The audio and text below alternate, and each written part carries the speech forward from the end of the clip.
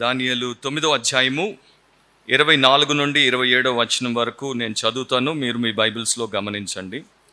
తిరుగుబాటును మాన్పుటకును, పాపమును నివారణ చేయుటకును, దోషము నిమిత్తము ప్రాయశ్చిత్తము చేయుటకును, యుగాంతం వరకు నుండు నట్టి నీతిని బయలుపరచుటకును, దర్శనమును ప్రవచనమును ముద్రించుటకును, అతి పరిశుద్ధ స్థలమును అభిషేకించుటకును, నీ జనమునకును పరిశుద్ధ పట్టణమునకును 70 వారములు విధింపబడిను.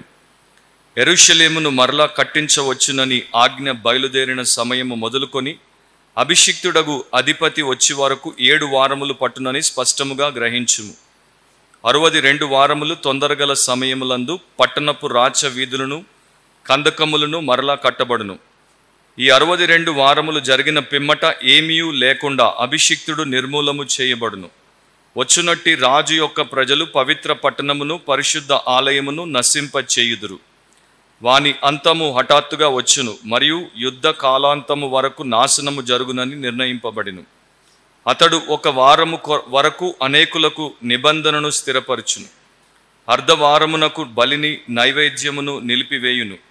హేయమైనది నిలుచు వరకు నాశనము చేయువాడు వచ్చును. నాశనము చేయువానికి రావాలని నిర్ణయించిన నాశనము ముగించు వరకు ఇలాగున జరుగును. ప్రార్థన చేద్దాం. ప్రేమ స్వరూపుడైన మా దేవా, మరొకసారి మీ వాక్యమును మేము ధ్యానించడానికి బైబిల్ స్టడీలో కూడుకొని ఉండగా మీరు మాకు కృపదయ చేయండి. మీ వాక్యము ఎంతో అద్భుతమైనది. దానిలో మాకు అర్థమయ్యేవి కొన్ని, మాకు అర్థము కానివి అనేకం. ఈ దానియేలు గ్రంథంలో రాయబడినటువంటి విశేషాలు, అక్కడ ఉన్నటువంటి వాక్య సారము మీరు మాకు ఉపదేశిస్తేనే తప్ప మేము గ్రహింపజాలం. మీ పరిశుద్ధాత్మ ద్వారా మాకు మీ యొక్క కృప చొప్పున సహాయము చేయండి. మీ వాక్యమును మాలో ప్రతి ఒక్కరూ వినడానికి, గ్రహించడానికి, విశ్వసించడానికి, దానికి లోబడి దీవించబడ్డానికి కృప చూపించుమని మా మధ్య మా ప్రభు రక్షకుడైన యేసుక్రీస్తును మాత్రమే హెచ్చించి గణపరచమని యేసు నామమును అడిగి ప్రార్థిస్తున్నాం తండ్రి, ఆమేన్. పోయిన వారము మనము ఈ యొక్క భాగాన్ని ప్రారంభించాం. దానియేలు 9వ అధ్యాయం 20 నుండి 27వ వచనం వరకు మనము ప్రారంభించాం. కాకపోతే 20 నుండి 24, 25 కొంత మట్టుకు ఆ భాగం వరకే మనం చూడగలిగాం. తర్వాతది మనము చూడలేకపోయాం. సో ఆ మొదటి భాగం అయిపోయింది కనుక ఇప్పుడు 2వ భాగంలోనికి మనం వెళ్తాము. అంశం ఏంటంటే ద 77 ప్రాఫెసీ, 77 ప్రవచనం, లేకపోతే 77 ప్రవచనం. ఆ 70 వారముల గురించి తెలుగు బైబిల్లో వారములు అని ఉంది, ఇంగ్లీష్లో కొన్ని వర్షన్స్లో వారములు అని ఉంటుంది. కానీ హీబ్రూ బైబిల్లో గత పాఠంలో నేను చెప్పినట్లు 77 లేకపోతే 77 77. సో 77 అంటే 490. అది వారము అంటే 7 దినముల వారము కాదు, అది సంవత్సరములను సూచించేటువంటిది కనుక 7 సంవత్సరములు. ఆ రకంగా 70 × 7 సంవత్సరాలను తీసుకుంటే 490 సంవత్సరాలు అనేది మనం చూసాం. సో వాటన్నింటిలోనికి మనం ఇప్పుడు వెళ్ళం, కానీ 2వ భాగంలోనికి మనం వెళ్తాం. 2వ భాగము 24 నుండి 27 వరకు ఉంది. మొదటి భాగాన్ని ఎన్లైట్నింగ్ రెవల్యూషన్ అని చెప్పాం, అంటే జ్ఞానోదయాన్ని కలిగించేటువంటి ప్రత్యక్షత, 20వ వచనం నుండి 23వ వచనం వరకు. 2వ భాగము ఎండ్ టైమ్స్ రెవల్యూషన్, అంత్య దినముల ప్రత్యక్షత లేక అంత్యకాలముల ప్రత్యక్షత. అది 24 నుండి 27 వరకు ఉంది. నా ఈ వారముల గురించి మరొక్కసారి జస్ట్ బ్రీఫ్గా నేను మీకు ఆ విభజన ఏంటో, ఆ డివిజన్ ఏంటో చెప్పేసి ఆ తర్వాత మన యొక్క లెసన్లోనికి మనం వెళ్దాం. గబ్రియేలు దూత దానియేలుకు దీనిని బయలుపరిచినప్పుడు దానిలో 3 భాగాలుగా ఆయన చెప్పాడు. ఒకటి 7 × 7 వారాలు అంటే 49 వారాలు. ఆ తర్వాత 62 × 7 అంటే 434 వారాలు లేకపోతే సంవత్సరాలు. చివర 1 × 7 అంటే 7 సంవత్సరాలు. సో ఈ మూడింటిని మనం కలుపుకుంటే 49, 434 అండ్ 7 కలుపుకుంటే 490 సంవత్సరాలు వస్తాయి. ఈ మొదటి 49 సంవత్సరాల కాలంలో యెరూషలేము యొక్క పట్టణాన్ని కట్టడానికి నెహెమ్యా అండ్ ఇతరులను దేవుడు వాడుకున్నాడు. ఆ తర్వాత మెస్సియా, దేవుని కుమారుడైనటువంటి యేసుక్రీస్తు మెస్సియాగా లోకంలోనికి రావడానికి మునుపు అంతవరకు 434 సంవత్సరాలు, ఈ 7 × 7 అంటే 49 సంవత్సరాలు, మొత్తం 483 సంవత్సరాలు దొర్లిపోయాయి. ఈ 483 సంవత్సరాల అనంతరం వాటి తరువాత యేసు ప్రభు లోకంలో జన్మించాడు. ఆయన జన్మించాడు, 33.5 సంవత్సరాలు జీవించాడు, సిలువ కార్యం చేశాడు, తిరిగి లేచాడు, పరలోకానికి ఆరోహణం అయిపోయాడు. పెంతెకోస్తు దినాన్న సంఘము ఆయన యొక్క ఆదేశం ప్రకారము అది ఏర్పడింది. ఇప్పుడు దాదాపు 2000 సంవత్సరాలు సంఘ చరిత్రను మనము చూస్తాం. ఈ చివరి 7 సంవత్సరాలు అంటే లాస్ట్ వీక్ లేకపోతే లాస్ట్ 7 ఇంకా జరగలేదు. సో ఈ మధ్య కాలంలో మనం ఉన్నాం. ఆ చివరి వారం గురించి ఇక్కడ రాయబడినటువంటి మిగతా విశేషాలను మనం ఈరోజు చూస్తాం. దీన్ని ఇంకొక రకంగా చెప్పాలంటే the final week off the prophecy అంటారు. అంటే ఈ ప్రవచనంలో ఉన్నటువంటి తుది వారము. ఈ వారంలో కూడా 2 భాగాలు ఉన్నాయి. అంటే ఈ వారము 2గా డివైడ్ చేయబడింది. 7 సంవత్సరాలు 2గా విభజించబడింది. 3.5 సంవత్సరాలు 3.5 సంవత్సరాలు. మొదటి 3.5 సంవత్సరాలను ట్రిబ్యులేషన్ పీరియడ్ అంటారు, శ్రమల కాలం అంటారు. ఈ మొదటి 3.5 సంవత్సరాల్లో ప్రపంచంలో ఉన్నటువంటి క్రైస్తవ విరోధులు, క్రీస్తు విరోధులు, భక్తిని కలిగి లేకుండా భ్రష్టులుగా ఉన్నటువంటి వారందరి మీద కూడా దేవుని యొక్క దైవికమైనటువంటి తీర్పులు ప్రకటించబడతాయి. అండ్ ఆ తీర్పుకు, ఆ శిక్షకు వారు గురవుతారు. సో ఇది మొదటి 3.5 సంవత్సరాల్లో జరిగేటువంటి విషయం. దీన్ని ట్రిబ్యులేషన్ అంటారు. గ్రేట్ ట్రిబ్యులేషన్ అనేది ఎప్పుడు స్టార్ట్ అవుతుంది? 2వ 3.5 సంవత్సరాలకు గ్రేట్ ట్రిబ్యులేషన్ ని మనం చూస్తాం. దాని గురించి మత్తయి సువార్త 24వ అధ్యాయంలో 20వ వచనంలో యేసు ప్రభువే స్వయంగా చాలా బలంగా చెప్పారు, సూటిగా చెప్పారు. అది నేను చదువుతాను. మత్తయి 24వ అధ్యాయం 20వ వచనం. అప్పుడు మహాశ్రమ కలుగును గనుక మీరు పారిపోవుట చలికాలమందైనను విశ్రాంతి దినమందైనను సంభవింపకుండవలనని ప్రార్థించుడి. సో మహాశ్రమ, గ్రేట్ ట్రిబ్యులేషన్ అనేది మధ్యలో ప్రారంభమవుతుంది. 3.5 సంవత్సరాల కాలం అయిపోయిన తర్వాత దాన్ని దేవుడు అనుమతిస్తాడు. అప్పుడు ఏం జరుగుతుందో దాన్ని మనం కాసేపట్లో చూస్తాం. ఇది ప్రత్యేకించబడి యేసు ప్రభు మత్తయి సువార్త 24వ అధ్యాయాన్ని మీరు గమనిస్తే ప్రత్యేకంగా ఆయన తన శిష్యులతో మాట్లాడుతున్నాడు. దీన్ని ది ఆలివెట్ డిస్కోర్స్ అంటారు. అంటే ఒలివల కొండ మీద ఆయన చేసినటువంటి సంభాషణ, లేకపోతే ఆయన చేసినటువంటి ప్రసంగం. ప్రాముఖ్యంగా లేక ప్రధానంగా ఆయన తన వారికి ఈ విషయాన్ని చెప్పాడు. అండ్ అక్కడ ప్రాంత రీత్యా కూడా, అంటే ఏరియా వైజ్గా కూడా మీరు చూస్తే యూదయ 21వ వచనంలో ఆయన అక్కడ ఉన్నటువంటి స్థలాల గురించి మాట్లాడతాడు. సో స్పెసిఫిక్గా టార్గెట్ చేయబడేటువంటి వారు యూదులు, ఇశ్రాయేలీయులు, దేవుని యొక్క ప్రజలు. కాకపోతే ఇది ప్రపంచం అంతటికి కూడా ప్రబలుతుంది. ప్రపంచంలో ఉన్నటువంటి ప్రతి ఒక్కరికి ఇది ప్రతికూలంగా మారుతుంది. ఇర్మియా ద్వారా దేవుడు గతంలో ఒక ప్రవచనాన్ని పలికించినప్పుడు 30వ అధ్యాయం 7వ వచనంలో దీని గురించే పలికించాడు. ఇర్మియా 37, అయ్యో ఎంత భయంకరమైన దినము, అట్టి దినము మరి ఒకటి రాదు, అది యాకోబు సంతతి వారికి ఆపద తెచ్చు దినము, అయినను వారు దానిలో పడకుండా రక్షింపబడుదురు అని రాయబడింది. బేసికల్లీ దీన్ని ఇంగ్లీష్లో జేకబ్స్ ట్రబుల్ అంటారు, లేకపోతే యాకోబు యొక్క ఆపద అని అంటారు. యాకోబుకు వచ్చే శ్రమ అని అంటారు. యాకోబు సంతతి వారే ఇశ్రాయేలీయులు. యాకోబు నుండి వచ్చినటువంటి 12 కుమారుల ద్వారా వచ్చినటువంటి దేశమే ఇశ్రాయేలు దేశం. సో జేకబ్స్ ట్రబుల్ అన్నప్పుడు, యాకోబు శ్రమ అన్నప్పుడు ప్రాథమికంగా ఇది ఇశ్రాయేలీయులకు కలిగేటువంటి శ్రమ అని సూచిస్తూ, ప్రపంచంలో దేవుడిని వ్యతిరేకించి క్రీస్తును వ్యతిరేకించినటువంటి ప్రతి ఒక్కరికి కూడా ఇది ప్రబలి, వారిని కూడా ఇది ఇబ్బంది పాలు చేస్తుంది అనేది మనం ఇక్కడ చూడాలి. ఈ చివరి 3.5 సంవత్సరాల కాలంలో అంత్యక్రీస్తు ఇశ్రాయేలీలతో తాను చేసినటువంటి ఆ సమాధానముతో కూడినటువంటి ట్రీటీని, పీస్ ట్రీటీని బ్రేక్ చేసి వారిని పర్సిక్యూషన్కి గురి చేస్తాడు. అది మనము తర్వాత వచనాల్లో డీటెయిల్గా చూస్తాం. సో 7 సంవత్సరాలు గడిచిన తర్వాత, అంటే ఫైనల్ 7 years గడిచిన తర్వాత ఏం జరుగుతుంది? పరలోకం నుండి యేసు ప్రభు భూలోకానికి దిగి వస్తాడు. అండ్ వచ్చి ఆ రెండవ రాకడలో ఆయన ఈ యొక్క క్రీస్తు విరోధిని, యాంటీ క్రైస్ట్ ని, వాని యొక్క సమూహాన్ని సర్వనాశనం చేస్తాడు. ఆయన యొక్క రాజ్యాన్ని స్థాపిస్తాడు. దీన్నే మిలేనియం అంటారు, 1000 ఏళ్ల పాలన కాలం అంటారు. సో ఆ రకంగా ఈ యొక్క ప్రవచనము ముందుకు సాగిపోతుంది. ఇప్పుడు వచనం వెంబడి వచనం మిగతా భాగాన్ని మనము కొంత లోతుగా చూసే ప్రయత్నం చేద్దాం. లాస్ట్ టైమే నేను చెప్పాను, 25వ వచనంలో ఏ ఆజ్ఞ బయలుదేరినప్పుడు ఇది జరగడం మొదలవుతుందో దాని గురించి మనం చూసాం. 4 వ్యూ పాయింట్స్ గురించి చూసాము. తర్వాత మిగతా 4 ఆజ్ఞల గురించి కూడా మనం చూసాము. వాటిలోనికి ఇప్పుడు నేను వెళ్ళబోవట్లేదు.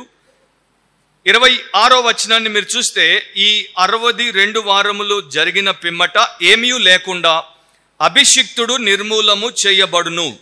ఈ అభిషిక్తుడు, ది అనాయింటెడ్ వన్, ఆ వ్యక్తి ఎవరు అనే దాని మీద కూడా చాలా మంది మధ్యలో చర్చ జరుగుతోంది.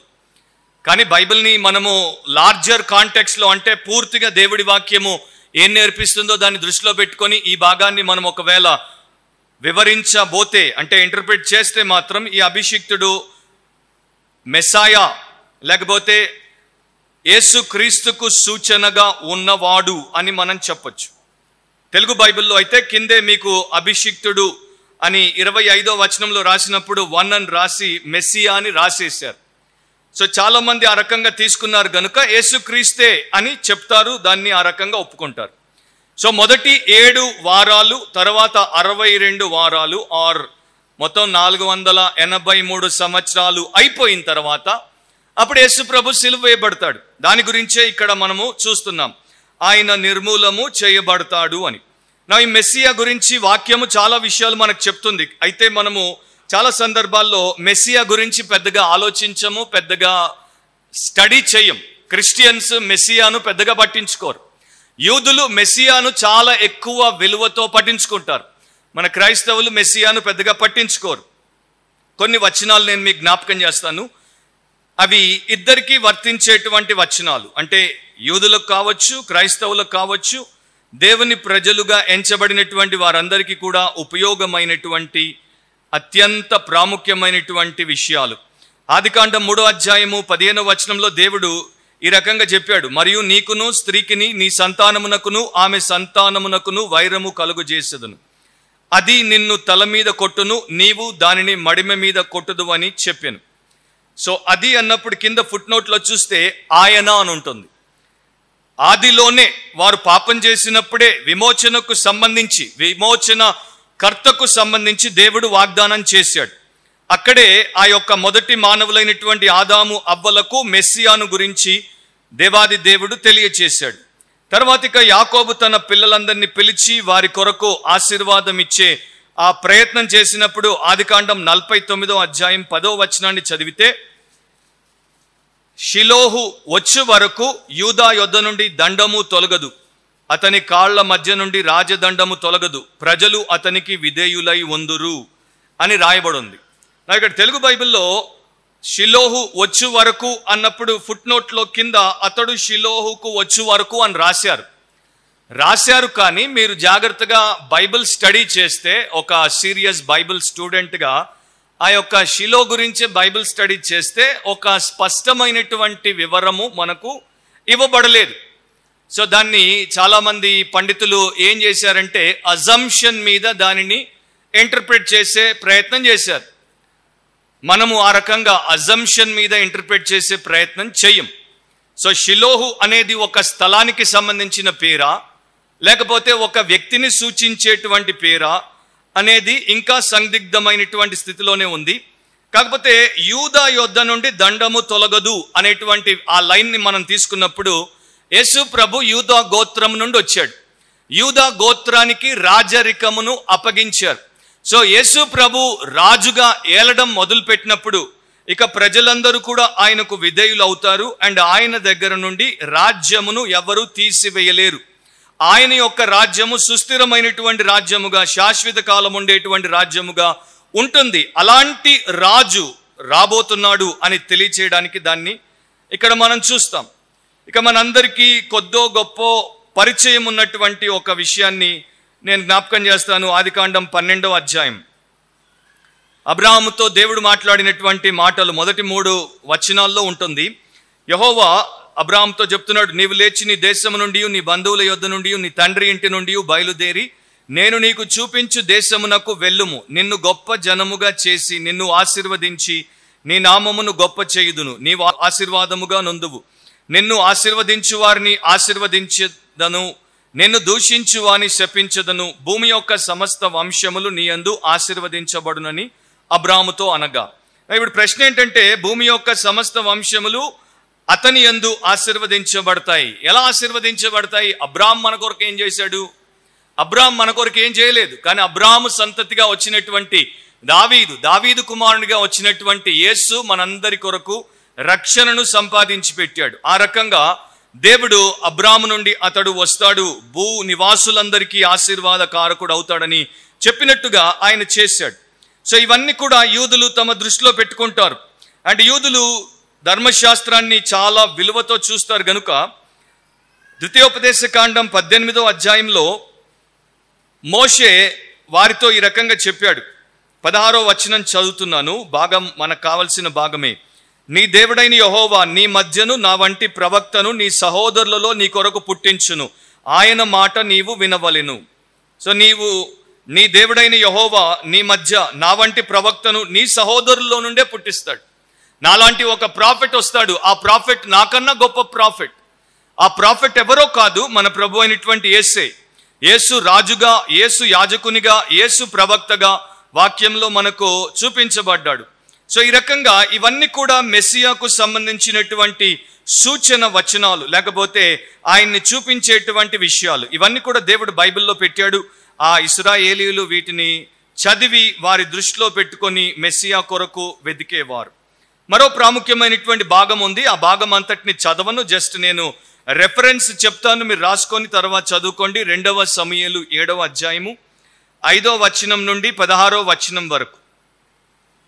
అక్కడ దావీదు సంతతిగా అతడు ఏ రకంగా వస్తాడో దాని గురించి దేవుడు తెలియచేశాడు. సో ఇవన్నీ కూడా మన కొరకు రాబోయేటువంటి మెస్సియాను సూచిస్తున్నాయి. ఆ 69 ఏడులు ముగిసిపోయిన తర్వాత ఈయన వస్తాడు.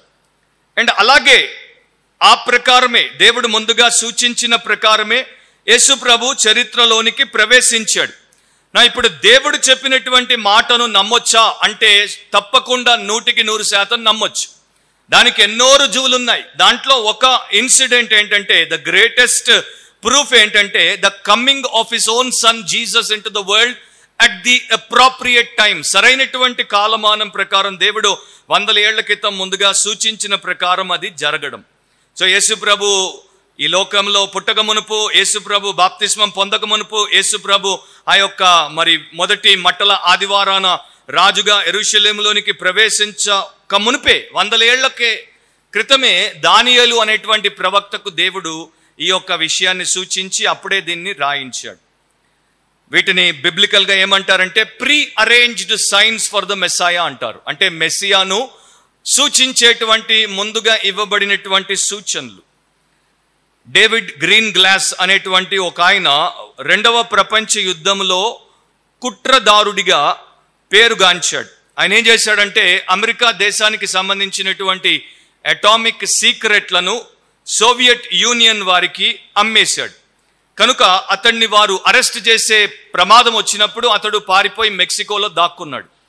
ఇతన్ని ఈ రకమైనటువంటి కుట్రలో వాడినటువంటి కుట్రదారులు ఏం చేశారంటే, నిన్ను అక్కడి నుండి ఇంకొక చోటికి తీసుకెళ్ళడానికి సోవియట్లు అంటే రష్యన్లు సహాయం చేయడానికి ముందుకొచ్చారు. మెక్సికోలో ఒక ప్రాంతానికి నీ వస్తే అక్కడ ఉన్నటువంటి రష్యన్ అంబాసిడర్కి ఒక సెక్రటరీ, ఆ వ్యక్తి నిన్ను కలుస్తాడు. ఆ వ్యక్తితో నీవు మీటింగ్ ఏర్పాటు చేసినప్పుడు నీకు కావలసినటువంటి సహాయం వారు చేస్తారు. కాకపోతే ఆ వ్యక్తి నిన్ను గుర్తించడానికి నీవు కొన్ని సూచనలు ఆ వ్యక్తికి ఇవ్వాలి. ఈ 6 సూచనలు నీవు ఆ వ్యక్తికి ఇస్తే ఆ వ్యక్తి నీకు కావలసినటువంటి సహాయము చేస్తాడు అని చెప్పి ఈ 6 సూచనలను ఈ అంబాసిడర్ యొక్క సెక్రటరీకి అండ్ ఈ యొక్క డేవిడ్ గ్రీన్ గ్లాస్కి వారు తెలియజేశారు. ఆ 6 సూచనలు ఈ రకంగా ఉన్నాయన్నమాట. అవేంటంటే, మొదట మెక్సికో సిటీలో ఈయన ఉన్నప్పుడు అక్కడి నుండి ఆ సెక్రటరీకి ఒక ఉత్తరం రాయాలి. ఉత్తరం కింద సంతకము ఐ జాక్సన్ అనేటువంటి పేరుతో చేయాలి. ఆ చేసిన తర్వాత 3 రోజులకి అక్కడ ఉన్నటువంటి ఒక స్థలానికి, ప్లాజా డి కొలోన్ అనేటువంటి స్థలానికి వచ్చి అక్కడ అతడు ఆ సమయంలో వెయిట్ చేయాలి. అక్కడ ఒక స్టాచ్యూ ఉందన్నమాట, కొలంబస్ యొక్క స్టాచ్యూ. దాని కింద ఇతడు నిలబడి వెయిట్ చేయాలి. ఇవి 3 సూచనలు. 4వ సూచన ఏంటంటే, అక్కడ నిలబడినప్పుడు మెక్సికో పట్టణానికి సంబంధించినటువంటి గైడ్ పుస్తకాన్ని తెరిచి తన యొక్క మొదటి వేలు కాదు, 3వ వేలు కాదు, మధ్య వేలు ఇట్లా పెట్టి దాంట్లో ఏదో చూపిస్తున్నట్టు నిలబడి ఉండాలి. ఆ తర్వాత 5వ సూచన ఏంటంటే, అక్కడికి ఈ సెక్రటరీ వచ్చినప్పుడు అతనితో ఈయన చెప్పాలి, ఈ యొక్క స్టాచ్యూ చాలా మెగ్నిఫిసెంట్ గా ఉంది అండ్ నేను ఓక్లహామా నుండి ఇక్కడికి వచ్చాను అని. 6వది ఏంటి అంటే, ఆ సెక్రటరీ అతనికి ఒక కవర్ ఇస్తాడు. ఆ కవర్ని ఇతడు వెంటనే తీసుకొని అక్కడ నుండి వెళ్ళిపోవాలి. సో ఈ 6 సూచనలు మరి ఎట్టి పరిస్థితుల్లో కూడా తప్పవు. ఎందుకంటే ఈ 6 సూచనలు ఇద్దరికి బాగా అర్థమయ్యాయి గనుక ఇద్దరు ఒకరిని ఒకరు మిస్ అవ్వలేరు. సో ఆ ప్రకారమే జరిగింది. ఆ కవర్లో అతనికి కావాల్సినటువంటి ఇంకొక దేశపు పాస్పోర్ట్ ని ఈ యొక్క సెక్రటరీ అందజేసి వెళ్ళిపోయాడు. నా ఇక్కడ పాయింట్ ఏంటంటే, డేవిడ్ గ్రీన్ గ్లాస్ కి కేవలము 6 సూచనలు వారు ఇచ్చినప్పుడే అతడు దేశం దాటిపోయాడు. మనకు బైబిల్ ప్రకారం, పండితుల ప్రకారం వారు ఏమంటారంటే, ఒకవేళ మెస్సియాకు సంబంధించినటువంటి 456 సూచనలు, ప్రీ అరేంజ్డ్ సైన్స్ ఆయన యొక్క రాక కన్నా ముందే దేవుడు తన వాక్యంలో మనకి ఇచ్చేస్తే మనము ఆయనను ఎట్టి పరిస్థితుల్లో కూడా మిస్ అవ్వలేం కదా. సెక్రటరీ గ్రీన్ గ్లాస్ ని ఎట్లా మిస్ అవ్వలేకపోయాడో అదే ప్రకారము మెస్సియాకు సంబంధించినటువంటి వందలాది సూచనలు వాక్యంలో ఇవ్వబడినప్పుడు మరి మనము ఏ రకంగా మిస్ అవుతాం అని పండితులు ప్రశ్నిస్తారనమాట. సో ఇక్కడ ఉన్నటువంటి వ్యక్తి యేసు క్రీస్తు ప్రభు అన్న దానిలో ఏ రకమైనటువంటి సందేహము లేదు. అయితే ఆయన 70వ వారములో నిర్మూలం అవ్వట్లేదు. ఆయన 69 వారాల్లో నిర్మూలం అవ్వలేదు. 69 ఏడులు జరిగిపోయిన తర్వాత ఈ యొక్క 70వ ఏడు ప్రారంభం అవ్వక మునుపు ఆ మధ్య కాలంలో, లాస్ట్ వీక్ నేను చెప్పాను కదా, ద గ్యాప్ పీరియడ్ అంటారు, పెరాంథసిస్ అంటారు, ఆ టైంలో ఆయన నిర్మూలము చేయబడ్డాడు. నిర్మూలం అంటే ఆయన సిలువ వేయబడ్డాడు. ఆయన మనందరి పాపముల కొరకు పరిహారము చేయడానికి ఆయన చంపబడ్డాడు. ముందుగా ఆయన చెప్పినట్టుగానే చనిపోయాడు, సమాధి చేయబడ్డాడు, మరలా తిరిగి లేచాడు. నా దీంట్లో ఉన్నటువంటి ప్రాముఖ్యమైనటువంటి విషయం ఏంటంటే, దేవుడి యొక్క టైం టేబుల్ని దేవుడు ఎంత తూచా తప్పకుండా, ఎంత ఆన్ ద డాట్ నిర్వహిస్తాడో అది మనకు చూపిస్తున్నాడు. సో ఆయన ప్రతిదీ కూడా తన కాలమానం ప్రకారం చేసుకుంటూ వచ్చాడు గనుక వాక్యంలో ఏది ఏ టైం ప్రకారం చేస్తానని చెప్పాడో ఆ ప్రకారమే ఆయన చేస్తాడు. దాంట్లో ఆయన ఎన్నటికీ వెనుకంజ వేయడు, మాట తప్పడు అనేది విశ్వాసులు అందరూ కూడా తమ దృష్టిలో పెట్టుకుంటే వారికి మేలు. 26లోనే 2వ భాగాన్ని మీరు చూస్తే, వచ్చునట్టి రాజు యొక్క ప్రజలు పవిత్ర పట్టణమును పరిశుద్ధ ఆలయమును నశింప చేయుదురు. ఈ వచ్చే రాజు ఎవడు, ఈ ప్రిన్స్ ఎవడు అంటే అంత్యక్రీస్తు, లేకపోతే అది క్రీస్తు విరోధి అంటారు. అంత్యక్రీస్తు అని ఎందుకన్నారంటే, చివరి దినాల్లో క్రీస్తు యొక్క పోలికలో వచ్చి క్రీస్తు ప్రజల్ని, ప్రపంచాన్ని మోసం చేసేటువంటి లాస్ట్ క్రైస్ట్ గనుక అని అట్లా అన్నారు. కానీ బైబిల్ స్కాలర్లు ఏమంటారంటే, దానికి బదులు, అంత్యక్రీస్తు అనే బదులు యాంటీ క్రైస్ట్ అంటే క్రీస్తు విరోధి అంటేనే అప్రోప్రియేట్ గా ఉంటుంది. సో యాంటీ క్రైస్ట్ అని అందాం. సో క్రీస్తు వ్యతిరేకి, క్రీస్తు విరోధి. ఇతడి గురించి గతంలో కూడా ఒక లెసన్లో మనం కొంత విన్నాం, మళ్ళా వింటాం. సో ఇక్కడ నేను ఎక్కువ టైం ఆయనను వివరించను. కాకపోతే ఆయన ఏం చేస్తాడు, ఆయన యొక్క పరిస్థితి ఏంటి, ఆయన యొక్క పనేంటి, దాని గురించి మనం చూద్దాం. 3 ముక్కల్లో చెప్పాలంటే, ఇతడు యూదుల వ్యతిరేకి, యూదుల విరోధి, ఇతడు దైవ విరోధి, ఇతడు ధర్మాన్ని వ్యతిరేకించేటువంటి వాడు, అంటే లాని వ్యతిరేకించేటువంటి వాడు, ఇతడు అపవిత్రమైనటువంటి వాడు, ఇతడు యుద్ధాన్ని కోరుకునేటువంటి వాడు, ఇతడు ప్రతి విధమైనటువంటి మంచిని వ్యతిరేకించేటువంటి వాడు. కానీ ఇతడు చాలా కుటిలమైనటువంటి వాడు. జోసెఫ్ స్టాలిన్ రష్యాకి అతడు మరి ప్రెసిడెంట్గా మారక మునుపు, చిన్నప్పుడు టీనేజర్గా ఉన్నప్పుడు అతని తల్లిదండ్రులు అతన్ని ఒక రోమన్ క్యాథలిక్ సెమినరీలో వేశారు, బైబిల్ ట్రైనింగ్కి పంపించారు. అతడు ఆ సెమినరీలో బైబిల్ ట్రైనింగ్ పొందుతున్నటువంటి దినాల్లో విప్లవాత్మకమైనటువంటి ఆలోచనలతో విప్లవాత్మకమైనటువంటి పనులు చేయడం మొదలుపెట్టాడు. అక్కడ ఉన్నటువంటి ఆ క్యాథలిక్ సెమినరీ అధికారులకు అది నచ్చక అతన్ని క్యాథలిక్ సెమినరీ నుండి ఎక్స్పెల్ చేశారు, అంటే బహిష్కరించేశారు. అతడు దేశంలో కూడా అలాగే చేస్తుంటే దేశ అధికారులు అతన్ని సైబేరియన్ డెజర్ట్ కి ఎగ్జైల్లో పంపించేశారు, అంటే ఆ యొక్క ఎడారికి పంపించేశారు. అక్కడి నుండి తప్పించుకొని 1917 సంవత్సరంలో, ఇంకా ఆయనకి 20 ఏళ్ళు కూడా రాలేదు, ఆ టైంలో లెనిన్ యొక్క కమ్యూనిస్ట్ పార్టీలో చేరాడు. 1924 సంవత్సరానికి లెనిన్ తర్వాత అతడు పార్టీ యొక్క పగ్గాలు చేపట్టాడు. ఆ తర్వాత 30 ఏళ్ళు పరిపాలించాడు. 30 ఏళ్ళు స్టాలిన్ అండ్ అతని యొక్క సైన్యము 3 కోట్ల మందిని పొట్టన పెట్టుకుంది, 30 మిలియన్లను చంపేసింది. 30 మిలియన్ పీపుల్. ఈ రోజుల్లో మనం అనుకుంటుంటాం కొంతమందిని చంపితే అబ్బో ఇంతమంది ప్రాణాలు పోయాయి, 100లో ప్రాణాలు పోతేనే మనము అబ్బో అని అనుకుంటాం. కానీ మనం కొంచెం వెనక్కి చరిత్రలోకి వెళ్ళి ఇలాంటి డిక్టేటర్లు ఎంతమందిని చంపారో చూస్తే మీరు ఆశ్చర్యపోకుండా ఉండలేరు. అండ్ ఒక రకంగా ఆ దినాల్లో మేము లేకపోవడం మంచిదే అని కూడా మీరు అనుకుంటారు. ఆ రోజుల్లో చాలామంది స్టాలిన్ని యాంటీ క్రైస్ట్ అనేవారు. బట్ ఓవరాల్గా మీరు 1st సెంచరీ నుండి 21st సెంచరీ వరకు, రీసెంట్ పీరియడ్ వరకు, ఒబామా వరకు కూడా మీరు తీసేసుకుంటే చాలా మందిని క్రీస్తు విరోధిగా ప్రపంచం ఎంచింది. ఎందుకంటే వారు దుర్మార్గకరమైనటువంటి కార్యకలాపాలు చేసినప్పుడు వీరందరూ యాంటీ క్రైస్ట్లు అని చెప్తూ వచ్చింది. కానీ వారెవ్వరూ కూడా యాంటీ క్రైస్ట్లు కాదు. గతంలో మనం చూసాం యాంటియోకస్ ఎపిఫేనస్ అనేటువంటి వ్యక్తిని మరి దానియేలు సూచించాడు. ఆ వ్యక్తి వచ్చినప్పుడు ఏ రకంగా యూదులను ఊచకోత కోసాడో, ఏ రకంగా అపవిత్రమైనటువంటి పనులు చేశాడో గతంలో చూసాం. అతడు ఇతని యొక్క ప్రతీక అన్నమాట. అంటే ఈ యొక్క రియల్ యాంటీ క్రైస్ట్కి అతడు జస్ట్ ఒక చిన్న లిటిల్ ఎగ్జాంపుల్ మాత్రమే.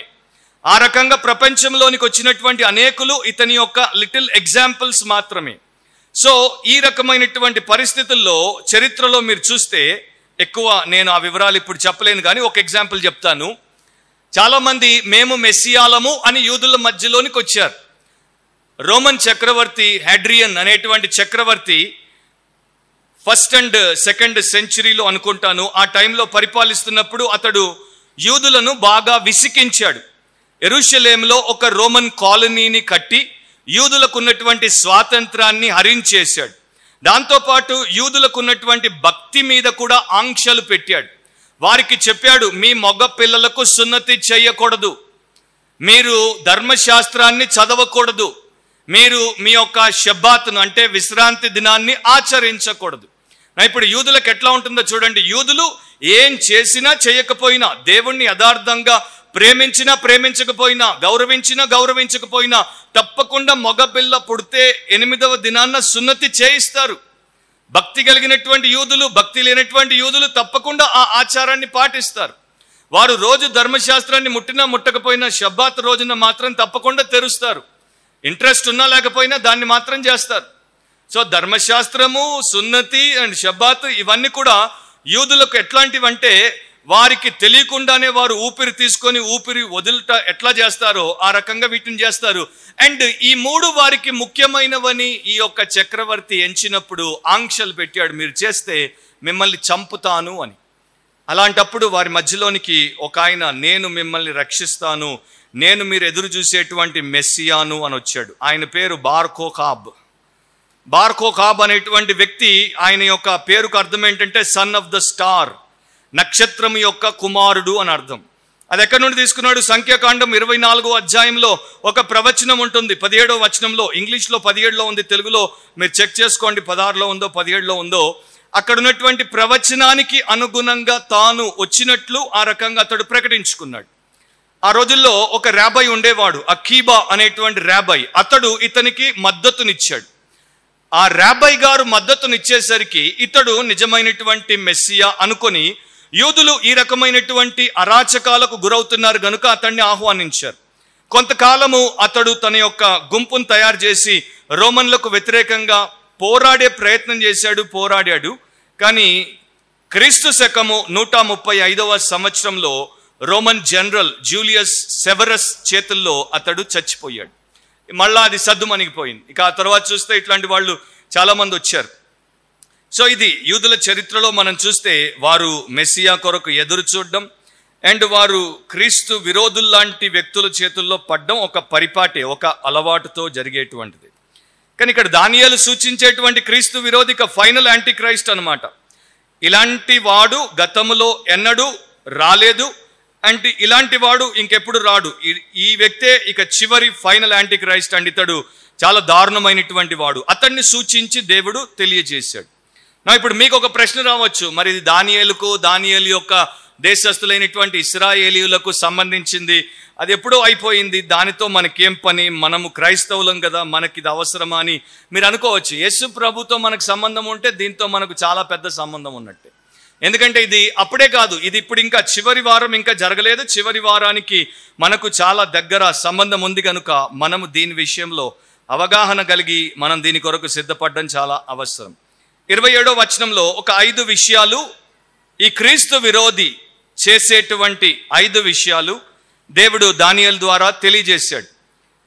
5ంటిని నేను జస్ట్ క్లుప్తంగా మీకు తెలియచేస్తాను. అవి మనము అర్థం చేసుకుంటే మనము ఏ రకంగా ప్రభు యొక్క రాకడ కొరకు సిద్ధపడొచ్చో మనకు సహాయము లభిస్తుంది. మొట్టమొదటిది 27వ వచనంలో మీరు చూస్తే, అతడు 1 వారం వరకు అనేకులకు నిబంధనను స్థిరపరచును అని రాయబడి ఉంది. నా బైబిల్ స్కాలర్స్ మధ్యలో అతడు అంటే ఎవరు, హీ అంటే ఎవరు, క్రైస్టా యాంటీ క్రైస్టా అనేటువంటి భేదము కలిగింది. అండ్ కొంతమంది అతన్ని యాంటీ క్రైస్ట్గా తీసుకున్నారు, కొంతమంది అతన్ని క్రైస్ట్గా తీసుకున్నారు. క్రైస్ట్గా తీసుకున్న వారు అక్కడ రాయబడినటువంటి విషయాలకు సరైనటువంటి ఇంటర్ప్రిటేషన్ ఇవ్వలేక చాలా సతమతం అయ్యారు. అయినా కూడా ఆ రకంగానే దాన్ని వారు ఇప్పటికీ ఎంచుతారు. మనం మాత్రం ట్రెడిషనల్ కన్జర్వేటివ్ స్కాలర్స్ ప్రకారము దాన్ని యాంటీ క్రైస్ట్గానే తీసుకుంటాం. సో యాంటీ క్రైస్ట్ ఏం చేస్తాడు, మొదట the peace pact with the Jews, యూదులతో అతడు చేసేటువంటి ఒక సమాధాన పూర్వకమైనటువంటి ఒప్పందం.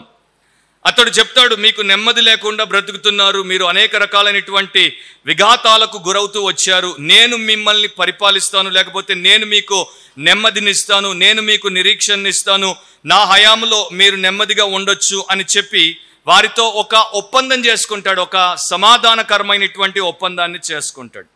యూదులు చాలా తెలివి కలిగినటువంటి వారు, ఇది మాత్రం మీరు గుర్తుపెట్టుకోవాలి. యూదులు చాలా తెలివి కలిగినటువంటి వారు. ప్రపంచంలో తెలివి కలిగినటువంటి జాతులు ఎవరైనా ఉన్నారు అంటే వారిలో మొదటి 3 యూదుల జాతిని మనం పెట్టాల్సిందే.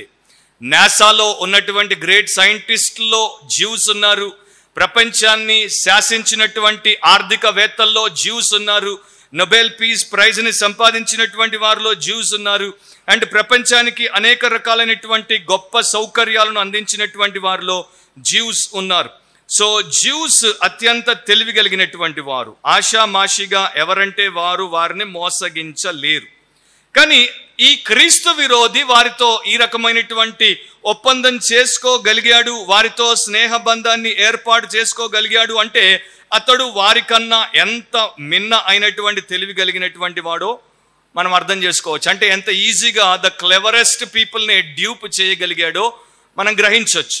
సో సాతాను చివరి దినాల్లో ఏం చేస్తాడంటే, మీరు అనుకోవచ్చు నాకు చాలా తెలుసు, నాకు చాలా విషయాల గురించి అవగాహన ఉంది, నన్నెవ్వడు బోల్తా కొట్టించలేడు, నాకు బైబిల్ బాగా తెలుసు, నాకు లోకం బాగా తెలుసు, నాకు మరి ఒక ఐక్యూ చాలా ఎక్కువ ఉంది, నాకు జీకే చాలా ఎక్కువ ఉంది అని మీరు అనుకోవచ్చు. బట్ మీకన్నా మించినటువంటి తెలివిని అపవాది ఉపయోగిస్తాడు. ఎందుకంటే మనకు 60 ఏళ్ల అనుభవం ఉంది, వాడికి 6000 సంవత్సరాల అనుభవం ఉంది. సో చాలా చాలా గ్రేట్ ఎక్స్పీరియన్స్ ఉంది, అండ్ వాడు చాలా ఎక్కువ తెలిసినటువంటి వ్యక్తిగా తన సేవకులను వినియోగిస్తాడు. అందరి యూదులతో ఒప్పందం చేస్తాడా అంటే అందరి యూదులు అతడితో ఒప్పందము చేయరు అని ఇంకొక చోట దేవుడి వాక్యం మనకు చెప్తోంది. మీరు ఒకసారి జకరియా గ్రంథము 13వ అధ్యాయము తిప్పి 8-9 వచనాలు నేను చదువుతాను, గమనించండి. జకరియా 13వ అధ్యాయం 8-9, జకరాయస్ 13:8-9.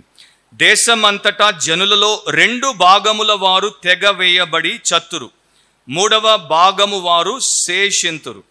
ఆ 3వ భాగమును నేను అగ్నిలో నుండి వెండిని తీసి శుద్ధపరిచినట్లు శుద్ధపరుతును, బంగారమును శోధించినట్లు వారిని శోధింతును.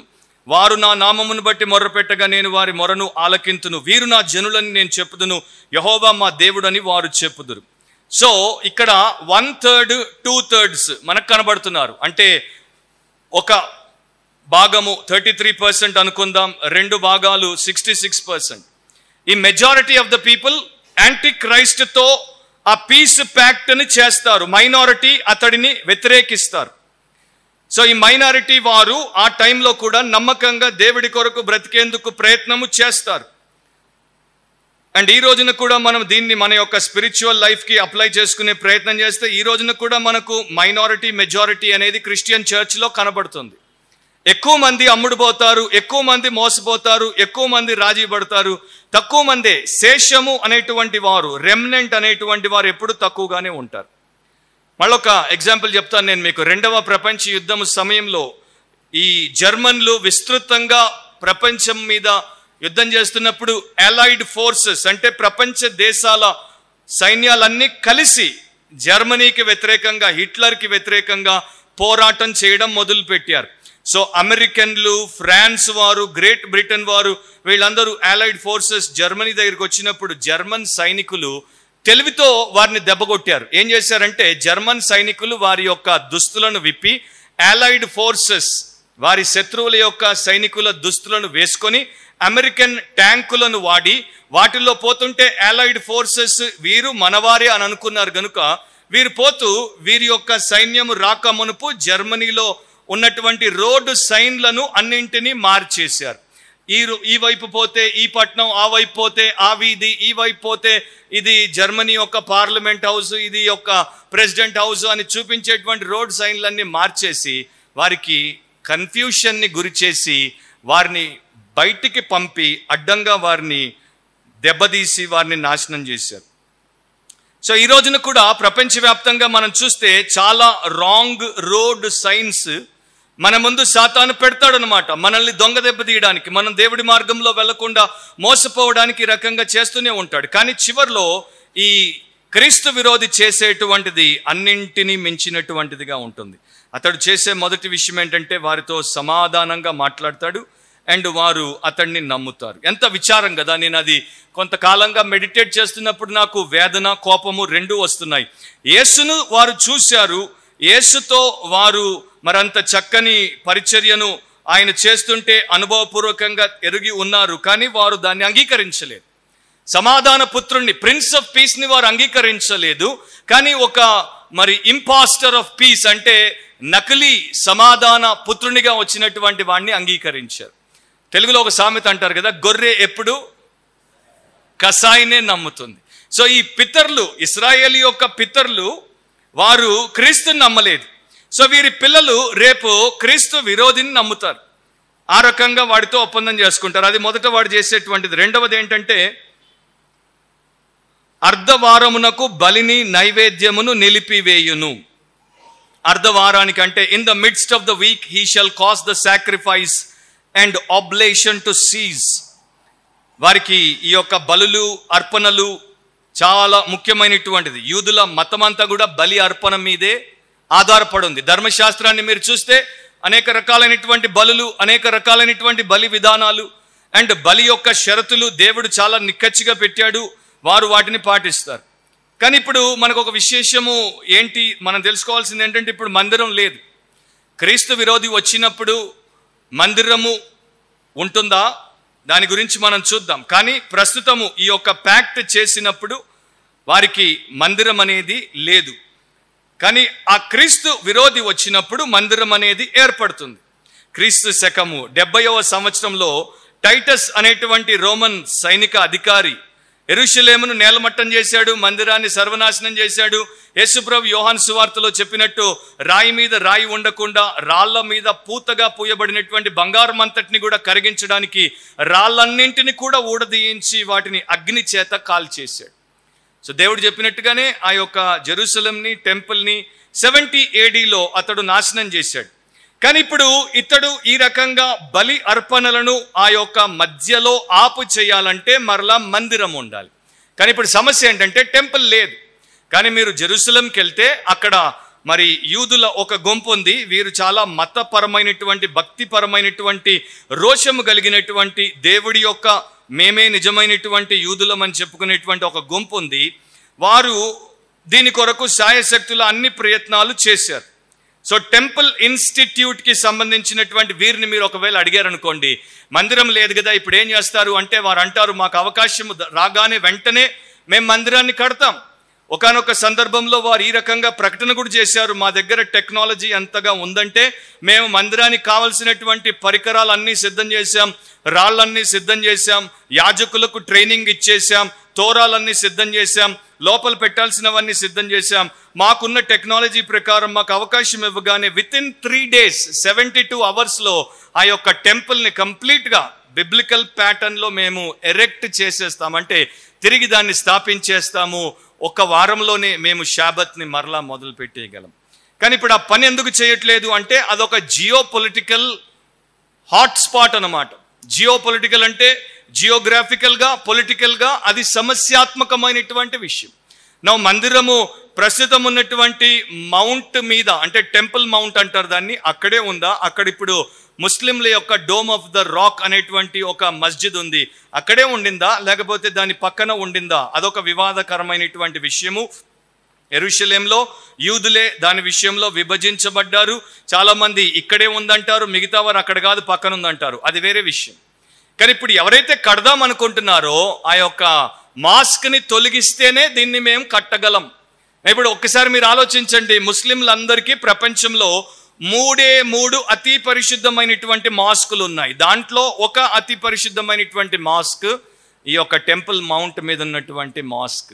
దాన్ని యూదులు ముడితే ముస్లింలు ఊరుకుంటారా? 3వ ప్రపంచ యుద్ధం రావడానికి అదొక్కటి చాలదా? అబ్సల్యూట్గా. సో ఈ యూదులు చాలా జాగ్రత్తగా దాన్ని సిద్ధం చేస్తున్నారు. కానీ ఎప్పుడు ఏం జరుగుతుందో మనకు తెలియదు, అండ్ ఎప్పుడైనా ఏమైనా జరగవచ్చు. కాకపోతే మందిరాన్ని మాత్రం వారు కట్టేస్తారు. గ్రేట్ బ్రిటన్లో చీఫ్ రాబైగా ఉండి రిటైర్ అయిపోయినటువంటి జోనథన్ సాక్స్ ఒక మాట అనేవాడు, యూదులకు ఒక లక్షణం ఉంది, వారిలో కౌంటర్ ఇంట్యూటివ్ ఫెనామినా ఉంది. అంటే వారికి ఏదైనా వ్యతిరేకంగా వస్తే వారు బలంగా పోతారు, ఏదైనా వారికి అనుకూలంగా వస్తే వారు బలహీనమైపోతారు. ఇంకో రకంగా చెప్పాలంటే వారికి అన్ని సుఖ సమయాలు ఉన్నప్పుడు వారు బలహీనమవుతారు, కానీ వారికి వ్యతిరేకత వచ్చినప్పుడు వారంత రోషము, వారంత బలాన్ని ఇంకెవరూ చూపించరు. ఇది యూదులకే కాదు, ప్రపంచంలో ఉన్నటువంటి మనుషుల్లో చాలా మందికి ఉన్నటువంటి లక్షణమే కదా. మన క్రైస్తవులు కూడా అంతే కదా. అంత బాగుంటే దేవుణ్ణి మనం మర్చిపోతాం, కానీ మనకు రోగం రాగానే, మనకు ఆర్థిక సమస్య రాగానే, మనకి ఇంకేదో పెద్ద సమస్య రాగానే అప్పటికి మనం డైలీ ప్రేయర్ చేస్తాం, తర్వాత ఫ్యామిలీ ప్రేయర్ చేస్తాం, రెగ్యులర్గా చర్చ్కి వస్తాం, బైబిల్ పట్టుకొని తిరుగుతుంటాం, అందరికీ ప్రైజ్ ద లార్డ్లు చెప్తుంటాం. ఎందుకంటే మనకు సమస్య ఉంది, మనకు ఆపదల మొక్కుల వాణిగా దేవుడు అవసరం. సో జ్యూయిష్ రాబాయ్ గారు ఈ రకంగా చెప్పారు, ఎప్పుడైతే కష్టమవుతుందో అప్పుడు people stayed Jewish. When it was hard to be a Jew, people stayed Jewish. But when it was easy to be a Jew, people stopped being Jewish అని అంటాడు. సో ఇప్పుడు యూదులకు ఈ యొక్క పరిస్థితి వచ్చినప్పుడు వారు దాన్ని ఏ రకంగా అయినా ఎదుర్కోగలరు అనేది మనం చూడొచ్చు. సో వారు ఎంతకైనా తెగిస్తారు అన్న దాంట్లో ఏ రకమైనటువంటి సందేహము లేదు.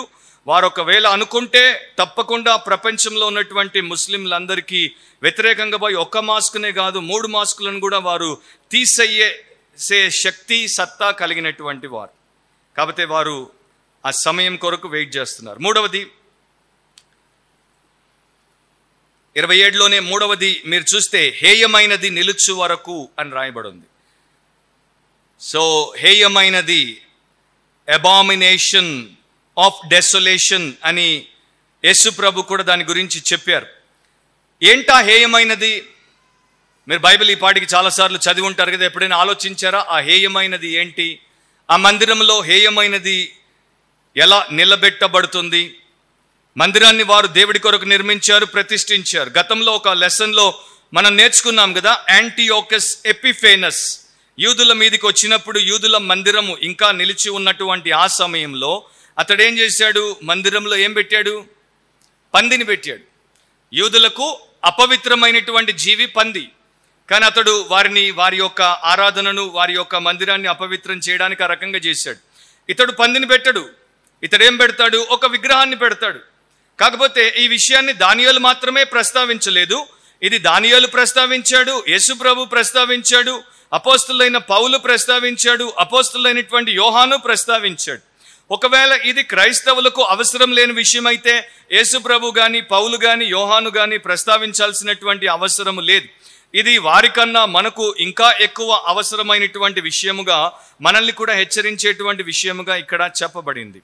మత్తయి సువార్త 24వ అధ్యాయం 15వ వచనంలో, కాబట్టి ప్రవక్త అయిన దానియేలు ద్వారా చెప్పబడిన నాశనకరమైన హేయ వస్తువు పరిశుద్ధ స్థలమందు నిలుచుట మీరు చూడగానే చదువువాడు గ్రహించుగాక అని యేసుప్రభు హెచ్చరిక చేశాడు. సో ఇప్పటి వరకు జరగలేదు, ఇది ఫ్యూచర్లో జరగబోయేటువంటి ఈవెంట్ గనుక మనము ఇక రాబోయేటువంటి కాలములు ఎంత దుర్భరంగా ఉంటాయో వాటి గురించి ఈ యొక్క అవగాహన కలిగి మనం ఎంత అప్రమత్తంగా ఉండాలో మనకు వాక్యము నేర్పిస్తోంది. సో యేసుప్రభు దానియేలు ప్రవక్తను కోట్ చేశాడు. సో యేసుప్రభు దానియేలు ప్రవక్తను ఎండోర్స్ చేస్తున్నాడు. యేసుప్రభు దానియేలు ప్రవక్త చెప్పినటువంటి ప్రవచనము అయిపోలేదు, ఆయన రాక కన్నా ముందు అయిపోలేదు, ఆయన వచ్చినప్పుడు అయిపోలేదు, ఆయన తర్వాత మరలా ఆయన రెండవ రాకడ కన్నా మునుపు జరగబోయేటువంటి అంత్యకాలాలకు సంబంధించినటువంటి విషయముగా ఆయన కూడా నిర్ధారించి చెప్తున్నాడు. ఇప్పుడు 2వ తెస్సలోనిక 2వ అధ్యాయము, 2 Thessalonians 2nd chapter 2 through 4, 2 నుండి 4 వరకు నేను చదువుతాను.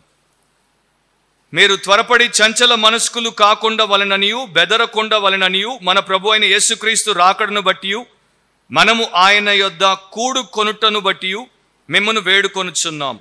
మొదట భ్రష్టత్వము సంభవించి నాశన పాత్రుడగు పాప పురుషుడు బయలుపడితేనే గాని ఆ దినము రాదు.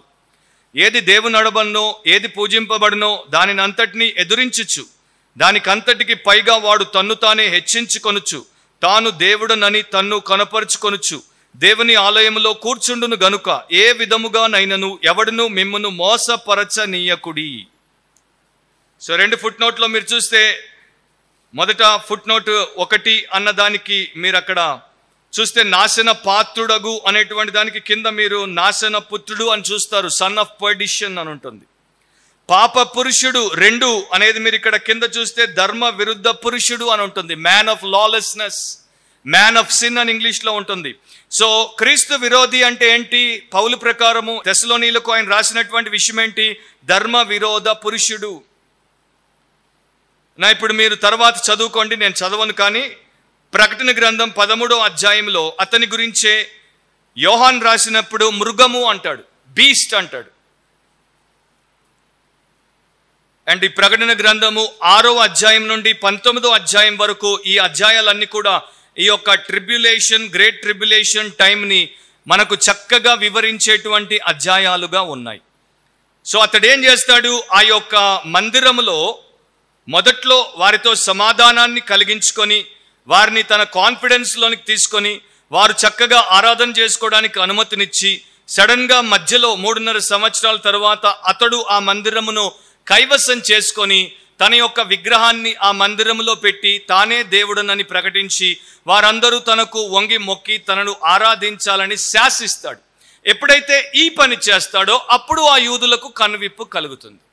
ఎందుకంటే వారికి తెలుసు, ఏం తెలుసు మీరు చెప్పండి, వారికి యూదులందరికీ తెలిసినటువంటి ఒక విషయము, ప్రతిరోజు వారు చెప్పుకునేటువంటి ఒక విషయం ఏంటో చెప్పండి మీరు. దాన్ని వారి భాషలో షేమ అంటారు. ఏంటది? ద్వితీయోపదేశకాండం 6:4. ఏంటది? ఇన్ని రెఫరెన్స్లు నేను చెప్పాను, ఇన్ని క్లూస్ నేను మీకు ఇచ్చాను. ఓ ఇశ్రాయేలు వినుము, నీ దేవుడైన యెహోవా అద్వితీయుడగు దేవుడు. అంటే నీకు దేవుడు ఒక్కడే, ఆయన పేరు యాహ్వే. ఆయన తప్ప మరొక దేవుడు లేడు, మునుపు లేడు, ప్రస్తుతం లేడు, భవిష్యత్తులో ఉండడు. సో నీ దేవుడు శాశ్వత కాలం నుండి శాశ్వత కాలం వరకు ఉండేటువంటి దేవుడు. ఇప్పుడు ఆ దేవుడి స్థలాన్ని ఇంకొకడు వచ్చి నేనే దేవుడిని ప్రకటిస్తే నీవు ఎట్టి పరిస్థితుల్లో కూడా ఒప్పుకోవు. కనుక యూదులకు ఇప్పుడు ఆ అలాం అనేది వచ్చినప్పుడు వారు అప్పుడు మెలకువగా ఇక వాడిని వ్యతిరేకించేటువంటి స్థితిలోనికి వెళ్ళిపోతారు. అప్పుడు ఇక గ్రేట్ ట్రిబ్యులేషన్ అంటే ఇక వారిని అణిచే ఆ కార్యక్రమాన్ని ఈ యొక్క క్రీస్తు విరోధి ప్రారంభిస్తాడు. మీరు యూదులు రాసేటువంటి రాతల్ని జాగ్రత్తగా గమనిస్తే చాలా జాగ్రత్తలు వారు తీసుకుంటారు. ఫర్ ఎగ్జాంపుల్, యూదులు ఇంగ్లీష్లో గాడ్ అనే పదం రాయాల్సి వస్తే G-D అని రాస్తారు, GOD అని రాయరు, GOD అని రాయరు, G-D అని రాస్తారు.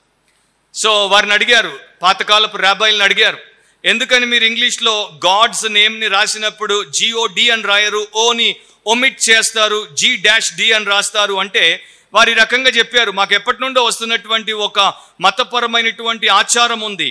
మా సృష్టికర్త అయినటువంటి దేవుడి పేరును మేము ఏ భాషలో అయినా రాయాల్సి వస్తే అది మా మత గ్రంథం అయితేనే తప్ప, అది మా ధర్మశాస్త్ర ప్రతి అయితేనే తప్ప. ఎందుకంటే మత గ్రంథము ధర్మశాస్త్ర ప్రతి అయితే అందరూ దాన్ని పరిశుద్ధంగా ఎంచుతారు, పరిశుద్ధంగా పెడతారు, దాంతో ఎవరు కూడా ఆటలాడరు. అక్కడ తప్ప మేము మా దేవుని యొక్క పేరు ఏ భాషలో రాసినా కూడా ఈ రకంగానే రాస్తాం, G-D లాగానే రాస్తాం. ఎందుకంటే మేము ఒక కాగితం మీద రాసినప్పుడు ఆ కాగితాన్ని ఎవరైనా రేపు కాల్ చేస్తే, ఆ కాగితాన్ని రేపు ఎవరైనా పోగొట్టుకుంటే, ఆ కాగితము తర్వాత ఏదో రకంగా పాడైపోతే, లేకపోతే ఆ కాగితం ఎగిరిపోయి అపవిత్రమైనటువంటి స్థలములో పడిపోతే మేము మా దేవుడి నామాన్ని దూషించినటువంటి వారం అవుతాం, మా దేవుడి నామాన్ని అపవిత్రపరిచినటువంటి వారం అవుతాం.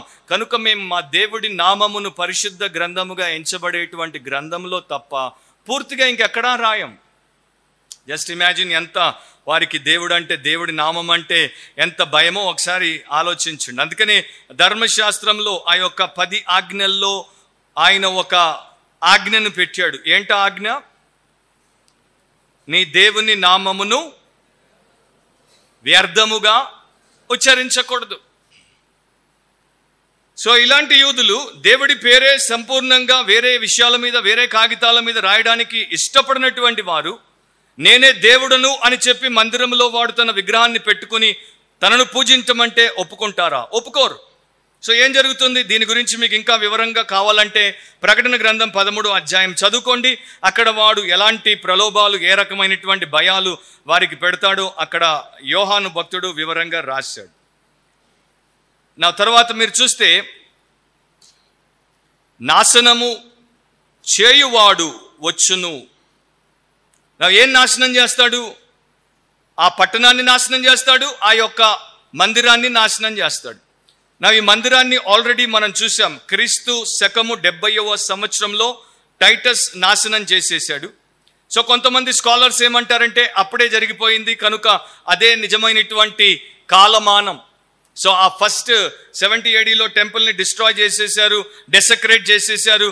సో ఇది దానికే సూచన అని అన్నారు. కానీ ఆ రకంగా మనం తీసుకోం, ఎందుకంటే ఇది ప్రభు అయినటువంటి యేసుక్రీస్తుతో ముడిపెట్టబడినటువంటి విషయం కనుక ఇక్కడ మనము ఈ క్రీస్తు విరోధి దీన్ని నాశనం చేస్తాడు అనేది మనం తీసుకుంటాం. ఒక బైబిల్ స్కాలర్ ఏమంటాడంటే, బిబ్లికల్ ప్రాఫెసీల్లో 2 విషయాలు ఉంటాయి.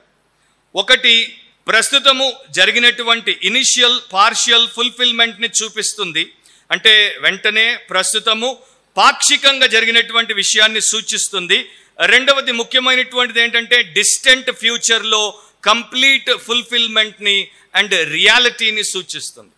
సో గతంలో కాసింత జరిగితే అక్కడే అయిపోయిందని అనుకోవడానికి వీల్లేదు. అక్కడ కాసింతే జరిగింది, కానీ దాని యొక్క సంపూర్ణత అనేది భవిష్యత్తులో జరగబోతోంది.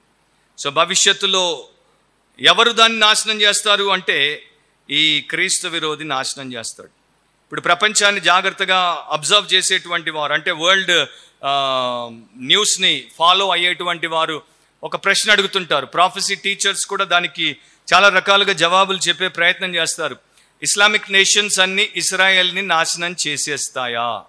ఇరాన్ న్యూక్లియర్ వెపన్స్ని వాడి ఇస్రాయెల్ని వైప్అవుట్ చేసేస్తుందా?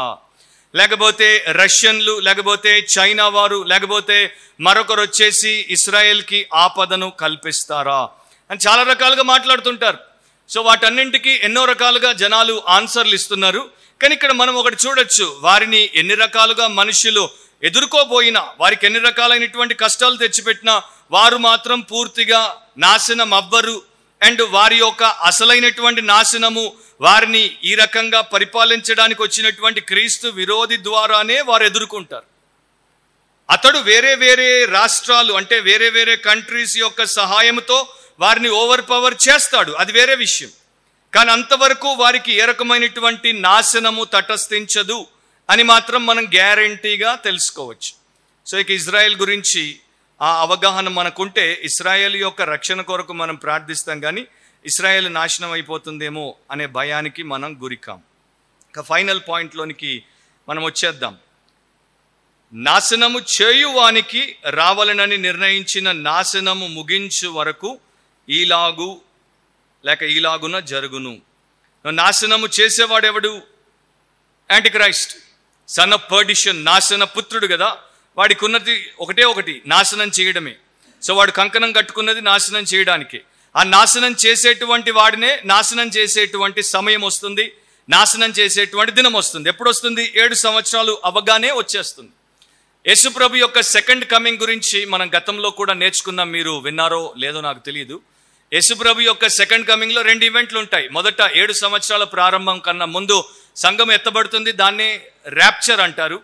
తర్వాత 7 సంవత్సరాలు జరుగుతాయి. మొదటి 3.5 సంవత్సరాలు దేవుడు తన తీర్పులను అవిశ్వాసుల మీద కుమ్మరిస్తాడు. తర్వాత 3.5 సంవత్సరాలు ఆ యొక్క మహాశ్రమల కాలంలో క్రీస్తు విరోధి ప్రపంచాన్ని, ముఖ్యంగా యూదులను ఊచకోత కోస్తాడు. ఎవరైతే ఆ యొక్క సంఖ్య ఏంటి?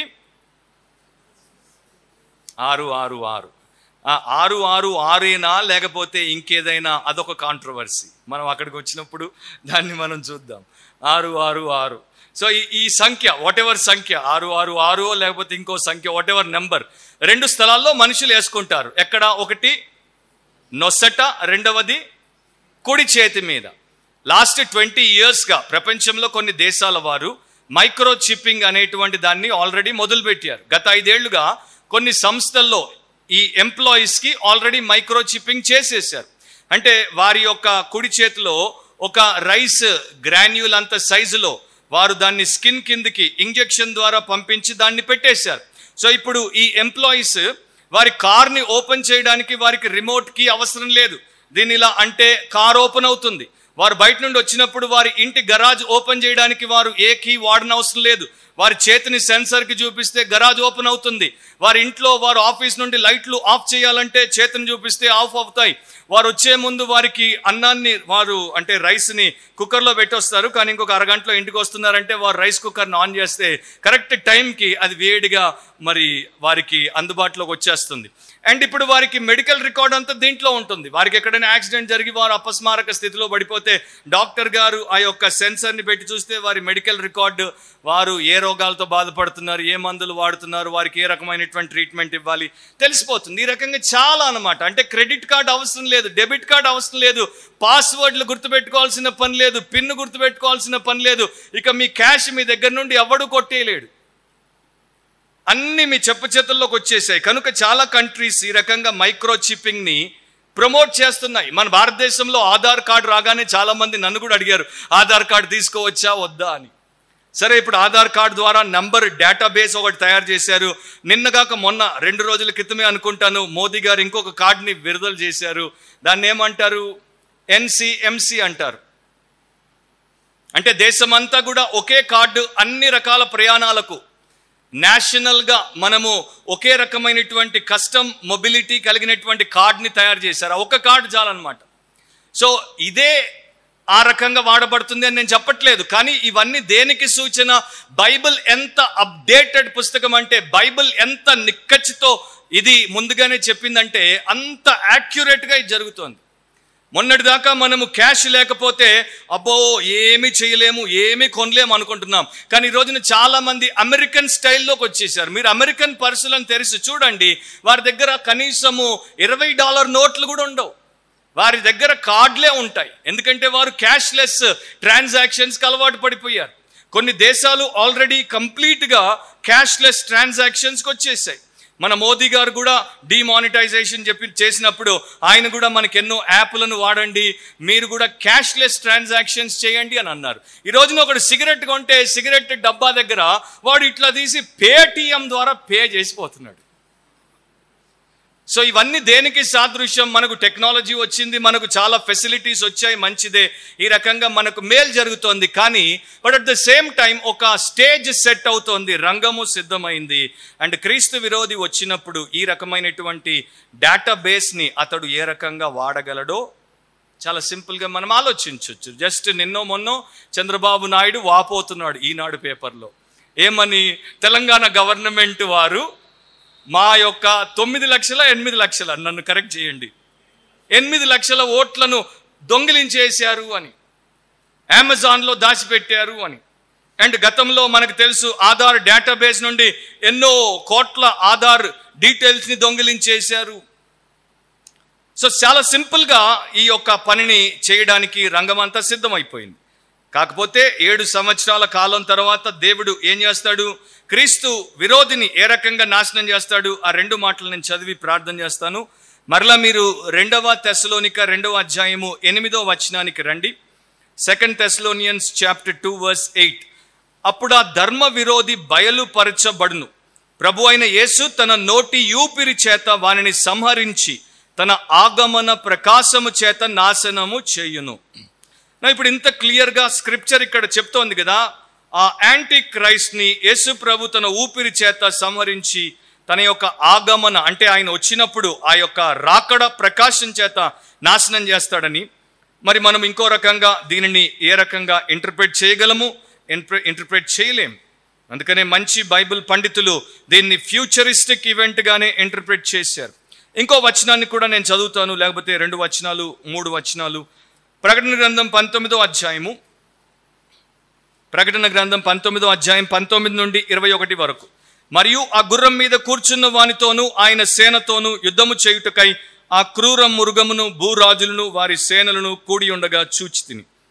అప్పుడు ఆ మృగమును దాని ఎదుట సూచక క్రియలు చేసి దాని ముద్రను వేయించుకొనిన వారిని, ఆ మృగపు ప్రతిమకు నమస్కరించిన వారిని మోసపరిచిన ఆ అబద్ధ ప్రవక్తయు పట్టబడి వారిద్దరూ గంధకముతో మండు అగ్ని గుండములో ప్రాణముతోనే వేయబడిరి.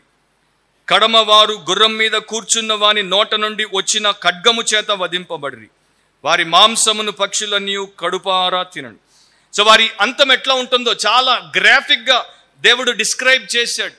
మొదటిసారి యేసుప్రభు ఎంతో కనికరంతో వచ్చాడు, కరుణామయుడిగా వచ్చాడు. కానీ రెండవసారి అత్యంత కఠినతతో వస్తున్నాడు, చాలా దారుణంగా వీరిని నాశనానికి అప్పగిస్తాడు. సో దీంట్లో మన లెసన్ ఏంటి? మనకున్నటువంటి పరిస్థితిని బట్టి మన యొక్క లెసన్ ఉంటుంది. నేను ఒక రక్షించబడినటువంటి విశ్వాసినా, నాకు యేసు రక్షకుడిగా ఉన్నాడా? నాకు యేసు రక్షకుడిగా ఉంటే నేను భయపడాల్సిన అవసరం లేదు, నేను సిద్ధపడాల్సిన అవసరం ఉంది. నాకు యేసు రక్షకుడిగా లేకపోతే నేను భయపడాల్సిన అవసరం ఉంది, సిద్ధపడాల్సిన అవసరం ఉంది. 2 ఉన్నాయి. ఎందుకంటే నా ముందు 2 చాయిస్లు ఉన్నాయి. ఐదర్ నేను యేసు క్రీస్తునైనా ఆరాధిస్తాను, లేకపోతే క్రీస్తు విరోధినైనా ఆరాధిస్తాను. యేసు క్రీస్తును ఆరాధిస్తే ఎత్తబడతాను, యేసు క్రీస్తును ఆరాధించకపోతే ఇక నాకు క్రీస్తు విరోధిని ఆరాధించుట తప్పదు. లేకపోతే నాకు మార్కు లేకపోతే నేను అమ్మలేను, నేను కొనలేను, నేను ఈ లోకంలో బ్రతకలేను. కొరియన్ వార్ వెటరన్ అంటే కొరియన్ వార్లో బాగా ప్రముఖుడిగా పేరుగాంచినటువంటి లారెల్ హన్సింగర్ ఈ రకంగా ఆయన యొక్క జీవిత అనుభవాన్ని చెప్పాడు. ఆయన కొరియాలో పనిచేస్తున్నప్పుడు ఆయన కాంబాట్ మిషన్స్ మీద అంటే యుద్ధ కార్యకలాపాల మీద ఆయన వెళ్తున్నప్పుడు వారిని విమానాల్లో పంపేవారు. సో మన యొక్క అభినందన్ వర్తమాన్ వెళ్ళినట్టే ఈయన కూడా వెళ్ళేవాడు. ఈ యొక్క విమానాలకు కేంద్రంగా ఉన్నటువంటి స్థావరానికి వచ్చినప్పుడు అక్కడ ఒక పెద్ద పోస్ట్ ఉండేది, ఒక రౌండ్ పోల్ లాంటిది వారు అక్కడ దాన్ని పెట్టారు. ఆ పోల్ మీద ఎవరో ఈ మాటలు చెక్కారు, యూ ఆల్వేస్ హ్యావ్ 2 chances. నీకెప్పుడు 2 అవకాశాలు ఉంటాయి. ఈయన చాలాసార్లు దాన్ని చూశాడు, చదివాడు, అదేంటో అర్థం కాలేదు. ఒకరోజు అక్కడ ఉన్నటువంటి అధికారిని అడిగితే ఆయన చెప్పాడు, గుర్తుపెట్టుకో, నీకు ఎప్పుడు 2 అవకాశాలు ఉంటాయి. నీవు ప్రతిసారి ఒక కాంబాట్ మిషన్ మీద వెళ్ళినప్పుడు 2 అవకాశాలు ఉంటాయి.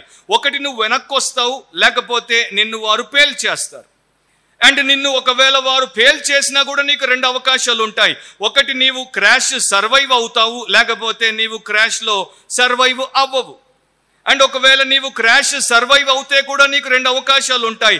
ఒకటి నీవు బయటపడిన శత్రువు చేతుల్లో పడకుండా తప్పించుకుంటావు, లేకపోతే శత్రువులకు దొరికిపోతావు. ఇప్పుడు నీవు శత్రువులకు దొరికిపోయినా కూడా నీకు 2 అవకాశాలు ఉంటాయి. ఒకటి వారు వెంటనే నిన్ను చంపుతారు, లేకపోతే జీవితకాలం నిన్ను ప్రిజనర్గా, వార్ ప్రిజనర్గా, యుద్ధ ఖైదీగా వారి యొక్క చెరలో బంధిస్తారు. అండ్ ఒకవేళ నిన్ను వారు ప్రిజన్లో పెట్టేసి ఆ యొక్క యుద్ధ ఖైదీగా నీవు చచ్చిపోవాల్సి వస్తే అప్పుడు కూడా నీకు 2 అవకాశాలు ఉంటాయి. ఇప్పుడు మీరు చెప్పండి, ఆ 2 అవకాశాలు ఏంటో?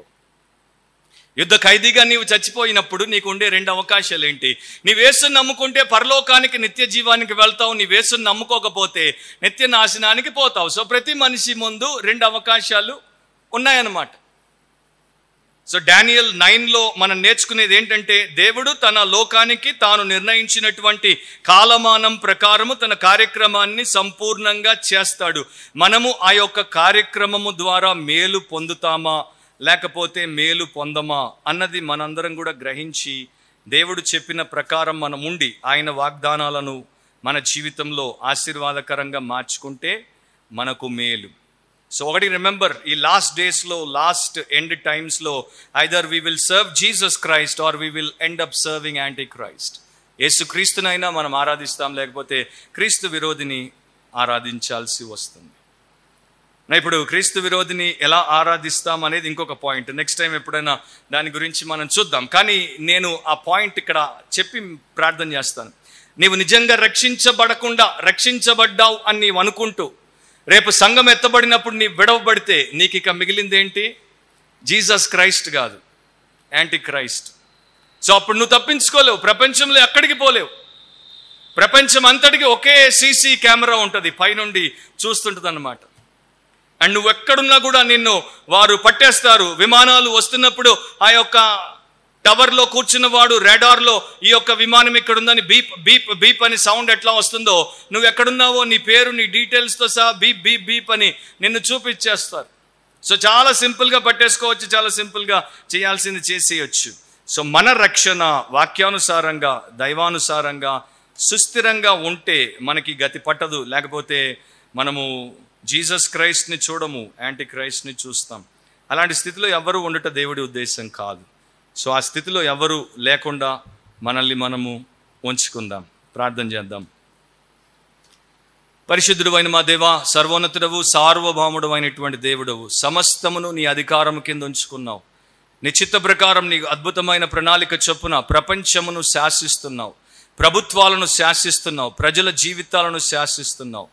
అండ్ దేవా, నీవు మాకు ఇచ్చినటువంటి యొక్క ప్రవచనాల ద్వారా మేము నేర్చుకుని నీ రాక కొరకు సిద్ధపడుతూ, మేము నీ కొరకు మరి ఈ యొక్క గడ్డు దినాల్లో నమ్మకమైనటువంటి విశ్వాసులముగా, విధేయత కలిగినటువంటి విశ్వాసులముగా దినదినము మా విశ్వాసములో మమ్మల్ని మేము బలపరుచుకొనుచు, వాక్యములో బలపరుచుకొనుచు, ప్రార్థనలో బలపరుచుకొనుచు, నీ రాక కొరకు ఎదురు చూసేటువంటి వారముగా, ఎత్తబడే సంఘములో ఉండేటువంటి వారముగా, ఇతరులను కూడా మేము ఆ రకముగా సిద్ధపరిచేటువంటి వారముగా ఉండే స్థితిని, కృపను మాకు దయచేయమని, నీ యొక్క నిత్యమైనటువంటి స్వాస్థ్యముగా చేసుకొని వారికి ఆ భద్రతను కల్పించమని యేసు నామమును అడిగి ప్రార్థిస్తున్నాం తండ్రి. ఆమేన్.